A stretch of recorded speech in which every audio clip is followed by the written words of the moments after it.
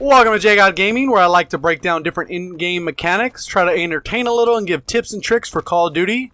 And specifically, the video I'm going to be talking about is Call of Duty World War II. This is going to be a quick update video. I want to update you guys because there's a lot of changes coming tomorrow, the 23rd of February, in Call of Duty World War II. That's just going to overhaul a lot of the in-game mechanics and make the game feel a lot smoother and faster at the same time. Tomorrow also starts the triple-double, so you get double soldier XP, double weapon XP, and double division XP. And that should go through the end of the event, which is Tuesday. The first change they're going to make is to aim down sight transition times, as well as aim down sight from sprint times, as well as aim down sight sprint out times. And this is going to apply to the SMGs, the rifles, and the snipers, as well as LMGs. So it looks like the shotguns are going to be the only ones not included in this. SMGs will receive a buff across the board. As far as rifles goes, they're only going to get the ADS transition times, but not the sprint times or the sprint out times. So it's only going to affect just a regular ADS time. So that should help speed that up a little bit.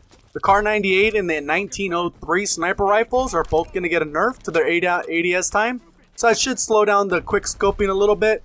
And then as far as the LMG goes, it's just going to get across the board ADS time, so that doesn't really affect the sprint out times. In addition to the sprint out time, they're also going to be modifying and balancing some of the weapons. The MP40 is going to get a buffed recoil, so that means it's going to be a reduction in recoil, so it's more competitive with the PPSH, which is going to be godly for that gun. Watch out for the MP40.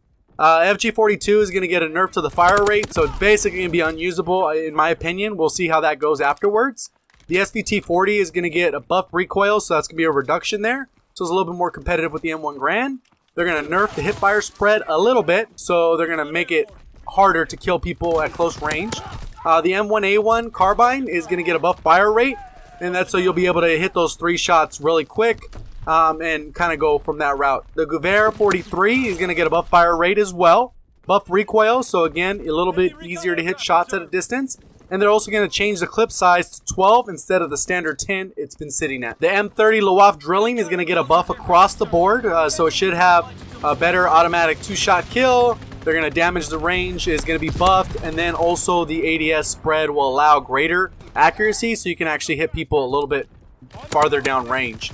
The toggle action is going to get an increase to its size of magazine, so it's going to go from a 6 magazine to an 8.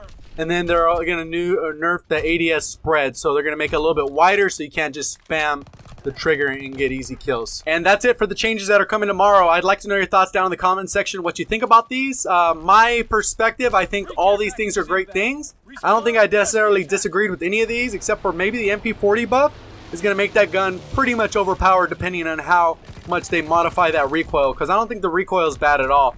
If you haven't already, go ahead and click the like button. Go ahead and subscribe if you haven't. And go ahead and make sure you got those notifications on by ringing that bell. Thank you for watching. As always, have a great day.